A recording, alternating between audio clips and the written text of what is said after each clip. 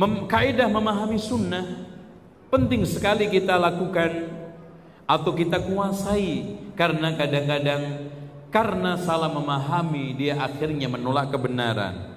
Contoh hadis Rasulullah SAW, antum a'lamu bi umuri dunyakum, kamu lebih tahu urusan duniamu, sehingga dijadikan sebagai dalil sekularisasi.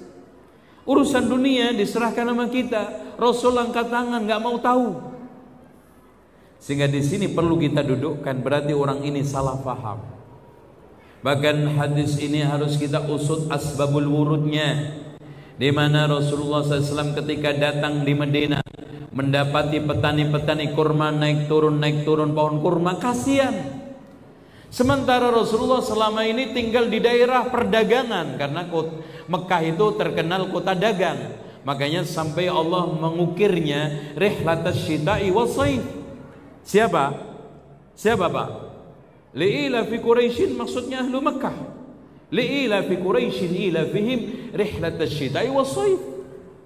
Makanya Rasulullah usul, udahlah tawakal aja. Nanti kalau Allah kasih buah juga berbuah, nggak usah dikawinkan. Akhirnya tahun depannya tidak ada satupun petani kurma yang mengawinkan kurmanya.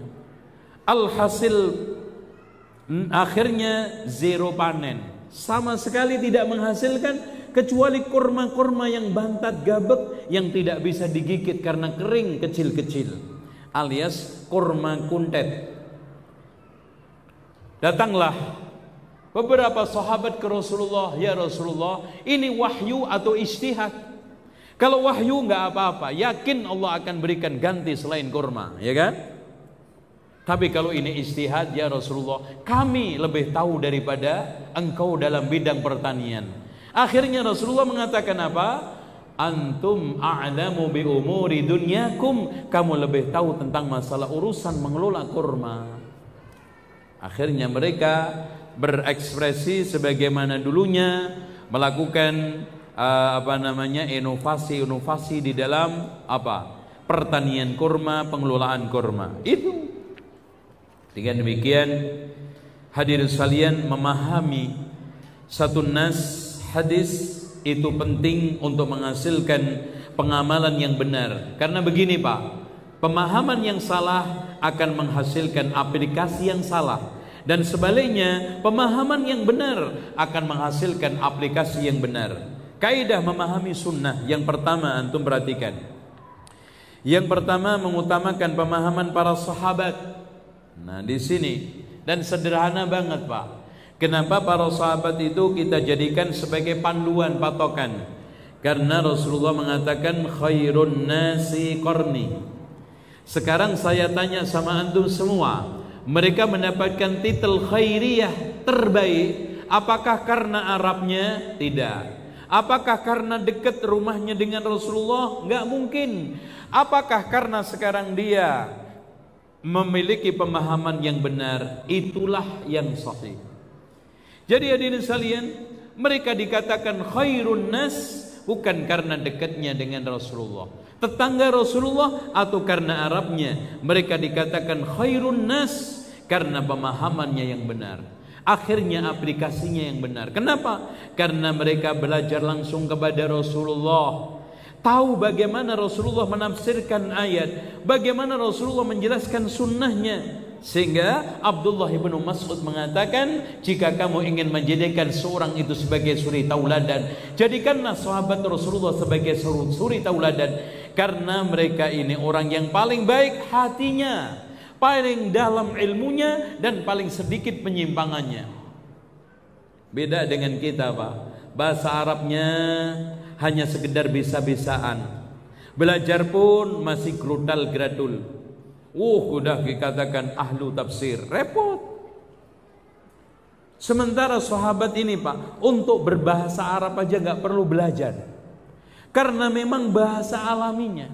Bahkan ketika itu nggak ada istilah nahwu shorof, karena memang dia bicara sebagaimana fusha, sebagai seorang Arab yang asli. Makanya dulu Imam Syafi'i itu ketika belajar bahasa Arab ke pelosok Badui, karena tidak terkontaminasi dengan bahasa-bahasa pasaran, fusha asli. Nah, yang kedua, Allah Subhanahu wa taala berfirman, ihdinas siratal mustaqim siratal ladzina an'amta 'alaihim. Ya Allah, tunjukkanlah kami kepada jalan yang lurus, seperti yang Kau berikan kepada orang-orang yang telah berikan nikmat. Pak, an'amta siapa? Tidak lain adalah apa yang dikatakan oleh Allah di dalam surat An-Nisa, faulaika ma'al ladzina an'amallahu 'alaihim minan nabiyyin was-siddiqin wasyuhada'i was-salihin. Manusia terdepan yang telah dijamin nikmat, nabiyyin, dan paling utamanya Rasulullah SAW. Kemudian siddiqin, terdepan adalah Abu Bakar As-Siddiq. Syuhada, mereka-mereka yang wafat pada waktu perang Uhud, perang Badar, perang Khandaq. Solihin, manusia paling soleh setelah Rasulullah adalah Abu Bakar, Umar, Utsman, Ali. Dan mereka yang dijamin masuk surga yang 10 setelahnya adalah as-sabiqunal awwalun, sebelum hijrah masuk Islam, setelahnya setelah hijrah masuk Islam, kemudian setelah Fathu Mekah, kemudian setelahnya. Jelas. Kalau memang begitu, Pak, para ulama juga ketika menafsiri Siratal Mustaqim, menurut Abdullah ibnu Mas'ud Islam, menurut Abdullah ibnu Abbas Al-Quran, menurut Ali bin Abi Thalib Kitabullah. Yuk kita tafsirin sesuai dengan tafsir para ulama dari kalangan sahabat. Ya Allah, tunjukkanlah kami di dalam memahami dan mengamalkan Islam, Al-Quran, seperti pemahaman an'amta 'alaihim, seperti pengamalan an'amta 'alaihim. Dengan demikian, kalau kita berbicara masalah bagaimana kita itu supaya beragama dengan baik, maka luruskan pemahaman, pada akhirnya pengamalan akan baik. Maka ketika sekarang pemahamannya benar, aplikasinya juga benar, dan tidak ada pemahaman dan pengamalan yang paling benar dijamin masuk surga. Orang yang mengamalkan, insya Allah, pemahaman sahabat dan tabi'in. Inilah kenyataan makna daripada sabda Rasulullah, khairun nas. Firman Allah, an'amta 'alaihim, dan sabda Rasulullah SAW, maaf ya ikhwan, alaikum bisunnati wa sunnatil khulafa'ir rasyidin. Kalau memang begitu, tidak ada jalan yang paling selamat, tidak ada manhaj yang paling aman dari berbagai macam perselisihan, maka pemahaman sahabat dan